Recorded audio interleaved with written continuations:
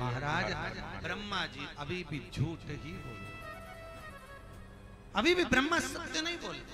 ओम नमः शिवाय। अभी भी ब्रह्मा सत्य की मूर्त नहीं बन पाए। सिर कट गया, लुढ़क रहा है। ब्रह्मा जी के सिर कटने पर भी ब्रह्मा जो झूठ बोले तो उनके सिर में से जो रक्त बहता हुआ निकला उससे कर्मनाशन नदी प्रकट हो गई महाराज। कौन सी नदी है? कर्मनाश। शिव महापुराण में 14 किलोमीटर लिखी है, नेट पे सर्च करोगे तो 20 किलोमीटर निकलेगी। पूरी दुनिया में केवल एक ही नदी है जिसके घाट पर लिखा होता है इसमें पांव न धोइए, इसमें हाथ न धोइए, ये कर्मों का नाश कर देती है। पूरी दुनिया में केवल एक नदी है, अगर भूल से भी उसमें हाथ डाल दिया जाए तो 7 पीढ़ी में अगर किसी ने दान पुण्य व्रत उपास कुछ भी करा हो सब नष्ट हो जाता है महाराज। पूरी पृथ्वी पर केवल एक ही नदी है जिसका पानी कुत्ता भी नहीं पीता, वो कर्मनाशा है। इलाहाबाद से, लखनऊ से इलाहाबाद के बीच में बहती है, 14 किलोमीटर की है, जिसके घाट पर यूपी गवर्नमेंट ने बड़े बड़े बोर्ड लगा कर रखे हैं, इसमें पांव न धोइए, इसमें हाथ न धोइए, यह कर्मनाशा है। पूरी पृथ्वी पर, भारत की भूमि पर केवल एक नदी है जिस पर पक्षी भी पानी नहीं पीता, कुत्ता भी मुंह नहीं डालता, वो कर्मनाशा है। इसमें हाथ डालने से कर्मों का नाश हो जाता है, स्नान करने से। इसलिए आज भी कर्मनाशा नदी के उस पार लोग विवाह तक नहीं करते, क्योंकि जाएंगे और पानी का छींटा लग गया तो कर्मों का नाश हो जाएगा। ब्रह्मा जी के रक्त से कर्म, जो कर्मों का नाश कर रही है वो कर्मनाशा नदी। महाराज भगवान विष्णु ने ब्रह्मा देव के लिए जाकर भगवान शंकर से विनती करी, हे भूत बामन भूतेश्वर, हे भोलेनाथ, त्रिकालदर्शी कैलाशी अविनाशी, हे शंकर करुणा करिए। शिव जी ने पूछा क्या बात है, क्या हो गया? भगवान विष्णु कह रहे हैं ब्रह्मा जी का सिर कट गया। नारायण ब्रह्मदेव आप कृपा करिए। ब्रह्मा का सिर कट गया? हाँ, तो क्या चाहते हो? प्रभु इस सिर का कटे हुए मस्तक का कुछ करिए। लोग इसको पूजेंगे नहीं, नफरत करेंगे, आप कृपा करो। अब शंकर तो दयालु है, त्रिकालदर्शी कैलाशी करुणा सागर है। शिव ने हर हर महादेव, चिंता मत करो। भोलेनाथ बोले नारायण ये ब्रह्मा का असत्य बोला हुआ शीश है, कटकर गिरा है, तुम कह रहे हो तो तुम्हारे कहने पर इसको मैं बट वृक्ष बना दे। कौन सा वृक्ष? बट वृक्ष, बड़ का पेड़। इस बट वृक्ष के नीचे कोई पुण्य का कार्य नहीं होगा। पूरी दुनिया में एक ही वृक्ष है, बट का वृक्ष, जिसके नीचे से आप निकलोगे तो ऐसा लगेगा जैसे कोई भयंकर सा डर सा। बट वृक्ष, इस बट वृक्ष के नीचे अगर पूजा होगी तो शिव की होगी और नारी के अखंड सौभाग्य के लिए होगी। केवल पूजन होगी तो 2 क्रम की। भगवान शिव उसके नीचे विराजमान हुए। शंकर जी का नाम बटकेश्वर महादेव पड़ गया। कौन से महादेव? बटकेश्वर शंकर महाराज। शिवरात्रि की रात्रि को 12 बजे भगवान शंकर का नाम लेकर बटकेश्वर महादेव का स्मरण कर किसी भी शिव मंदिर में जो सांबर की फली आती है, सांबर में डालते हो, सब्जी में डालते, लंबी लंबी फली होती है, उसकी जो पत्तियां होती हैं 31 पत्तियों के झूमर को लेकर पानी में पहले उस झूमर को शिव जी पे चढ़ा दीजिए, बटकेश्वर महादेव का नाम लेकर उस झूमर को उतार कर ले आइए, आधा लीटर पानी में उसको उकाल लीजिए, 250 ग्राम जब पानी हो जाए पानी को ठंडा कर कर छान कर शंकर जी का अभिषेक कर दीजिए। शिवरात्रि की रात ओम नमः शिवाय अभिषेक कर कर उस पानी को झेल कर वापस लिया। बटकेश्वर महादेव का नाम लेकर उस जल को 15 दिन तक सुबह पीने चालू कर लीजिए। आप जैसे जैसे जल को पिएंगे शुगर लेवल में आ जाएगी। कभी जिंदगी में शुगर की बीमारी ना ऊंची जाएगी ना नीची। शुगर शुगर लेवल में, फिर कितना भी मीठा खाओ और डॉक्टर से जांच करवाओ, शुगर लेवल में बनी। 3 तुलसी होती है, श्यामा तुलसी, रामा तुलसी और बिमला तुलसी।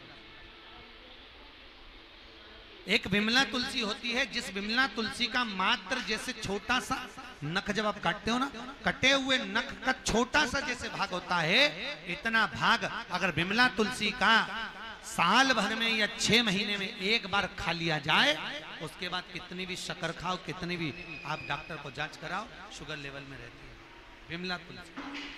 उस बिमला तुलसी को वैकुंठ चतुर्दशी के दिन शंकर को चढ़ाकर, केवल साल में एक ही दिन शंकर पे तुलसी चढ़ती है, पूरे वर्ष में एक दिन, बाकी के समय शंकर जी पे तुलसी नहीं चढ़ती। कौन से दिन चढ़ती है? वैकुंठ चतुर्दशी, शंकर जी पे तुलसी चढ़ती है, ठाकुर जी को बेलपत्र चढ़ती है। बिमला तुलसी को बाजार से लाकर या बिमला तुलसी को कहीं मिल जाए, उसको लाकर छोटा सा भाग 6 महीने में एक बार, बिमला तुलसी की पहचान होती है भाई, क्या पहचान है बिमला तुलसी की? उसको खाने के बाद शक्कर खाकर देखना, पानी जैसी लगना चाहिए तो समझ लो बिमला तुलसी मीठी नहीं। उसका 1/4 भाग से भी चौथा भाग महीने साल में 6 महीने में एक बार खाया जाए, शुगर बढ़ा। पहले के जमाने में शुगर की बीमारी होती थी क्या? नहीं, शुगर की बीमारी अभी अभी चल, पहले नहीं होती थी। हर महादेव। क्यों नहीं होती थी?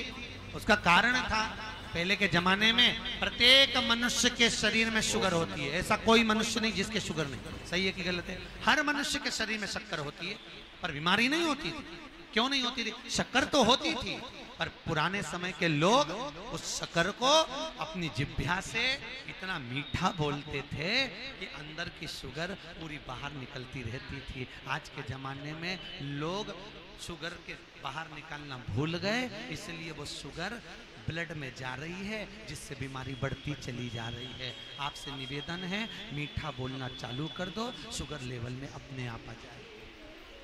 शुगर को निकालो।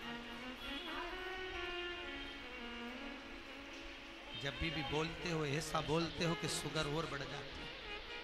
बढ़ने का कारण इतना सा है, शुगर बाहर नहीं निकलती, ब्लड में जा रही है, बाहर निकालिए उसको। भगवत भजन में लगी है, स्मरण में लगी है, बहुत प्रेम से बोलो, इतना प्रेम से बोलो जैसे जब तुम्हारा काम रहता है तो तुम कितने प्रेम से बोलती हो, ए जी तो तुरंत खसक लो जी, नहीं तो 500 गया जी, उतना प्रेम से, मिठास से परिपूर्णता। ब्रह्मा जी के मस्तक का बट वृक्ष बनाया, बट वृक्ष की छाया का स्मरण कराया, बटकेश्वर महादेव का नाम आनंदित हो गया। बोल बटकेश्वर महादेव की। भगवान शिव आनंद कंद परमात्मा विराजमान होते हैं। महाराज शंकर जी की पावन कथा का स्मरण करते हुए शिव बाबा के मंगल स्वरूप का आनंद किया है। महाराज भगवान भूत वामन भूतेश्वर ने कहा, भोलेनाथ ये बड़ का पेड़ ब्रह्मा जी के मुख से प्रकट हुआ है। सौभाग्यवती नारियां अखंड सौभाग्य के लिए, हर हर महादेव। बट सावित्री का व्रत आप लोग करते होंगे, कई लोग अखंड सौभाग्य के लिए करेंगे, क्योंकि इस बट के पेड़ के नीचे भगवान विष्णु शंकर जी से विनती करे थे वर के लिए, इसलिए अखंड सौभाग्य का देने वाला। जिसका प्रॉपर्टी का झगड़ा चल रहा हो, अदालत में कोई केस चल रहा हो, किसी भी चीज का केस, अदालत में अगर किसी भी चीज की अगर केस चल रहा है, तो बड़ के पत्ते के ऊपर बालू मिट्टी का शिवलिंग बना, बालू रेत का, बड़ के पेड़ के नीचे ही उसकी पूजन करें, उस पे 3 चम्मच दही चढ़ा दें, अपनी मनोकामना कर कर दही चढ़ाकर उस दही को चम्मच में वापस लेकर शंकर जी की पूजन कर कर उसको विसर्जन करें। वो दही जो लेकर आए, जब अदालत कार्रवाई हो और आप केस के लिए अदालत में जाएं, उसको चंदन में मिलाकर तिलक कर कर जाइए, आपका काम विजय प्राप्त होगी, काम फतेह हो जाए। बटकेश्वर महादेव का स्मरण करने से कार्य की सिद्धि होती है। जिस बच्चे का एग्जाम में पास नहीं हो रहा हो, अच्छे नंबर नहीं आ रहे हो, वो भी इस दही का तिलक लगाकर जा सकते। बटकेश्वर ऐसे भगवान शिव विराजमान हैं। आज की कथा बटकेश्वर महादेव पर विराम रहेगी।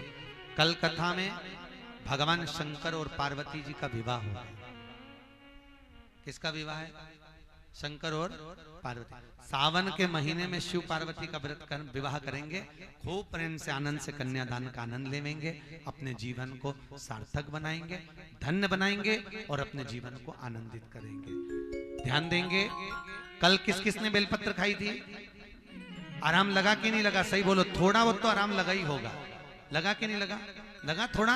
प्रतिदिन की बेलपत्र जो आपको शिव पुराण की दी जाती है, उस बेलपत्र को चबा चबा कर खाइए। आपके घुटने में, कमर में, सिर में जो भी दर्द है, आपका वो दर्द धीरे धीरे समाप्त होगा। ऐसा भगवान शिव महापुराण का आनंद सुख पाइए और अपने जीवन को धन्य बनाइए। बेलपत्र आरती के बाद अवश्य लेकर जाइएगा। भाव भक्ति से कथा का रस तत्व ग्रहण कर कर अपने जीवन को सार्थक बनाइएगा। हर हर महादेव, हर हर महादेव, हर हर महादेव। अक्षतम केशवम राम नारायणम कृष्णदामोदरम वासुदेवम श्रीधरम माधवम गोपिकावल्लभम जानकी नायकम रामचंद्रम।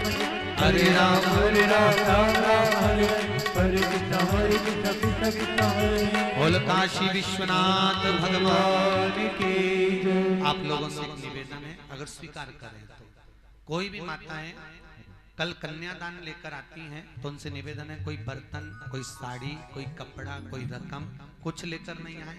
आप जो भी लेकर आए, ये हंडी रखी रहती है, आप इसमें दान दें, जिससे ये पैसा सीहोर में जो हमारा वृद्धाश्रम है उन बूढ़े लोगों के भोजन आदि व्यवस्था में काम आए। आप जो वस्त्र आभूषण देते हो, वो हम बूढ़े लोगों को एक जैसे वस्त्र देते हैं, वो किसी काम में नहीं आता, तो उसका कोई मोल तत्व नहीं है। आपका दिया हुआ कन्यादान वो वृद्धाश्रम में लगे, इस भाव से आप लोग दान दें और अपने जीवन को सार्थक बनाएं। जो साड़ियां हैं वो आप पहने, रकम आप पहने, वस्त्र आभूषण आप पहने, जो आपसे बन सकता है नगदी का दान देंगे तो वृद्धाश्रम में काम आएगा।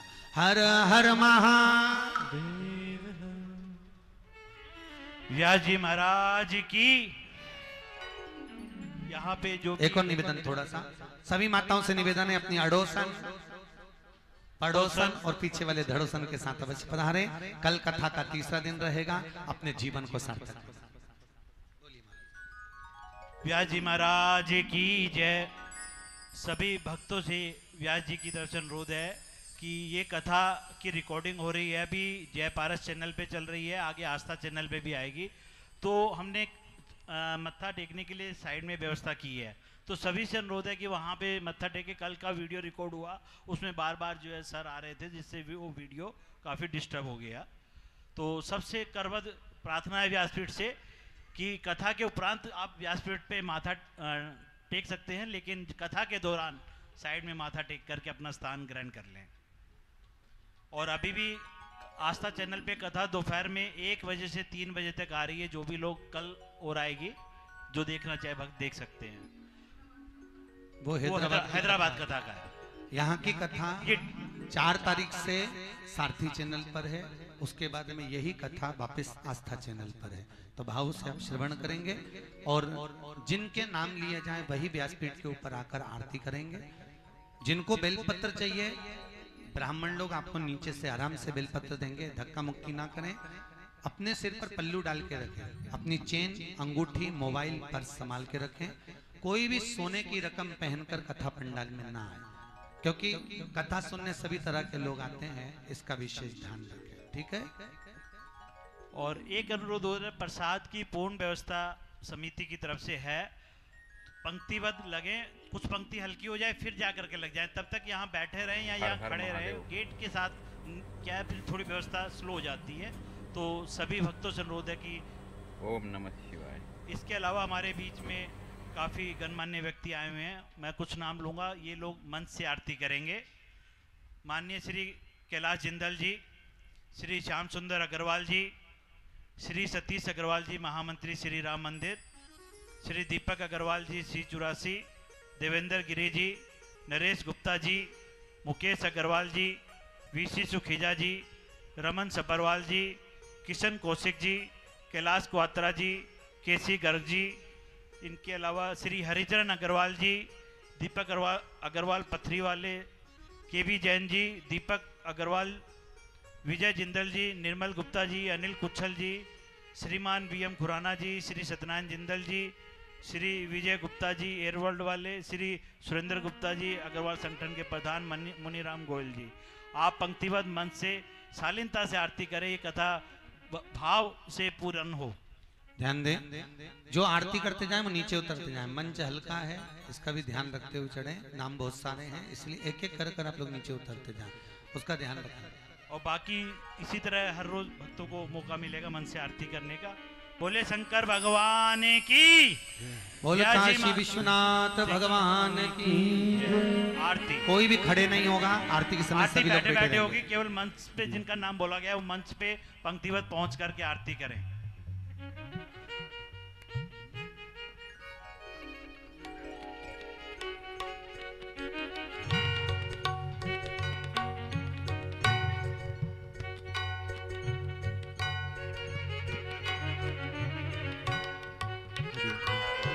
ओम जय शिव।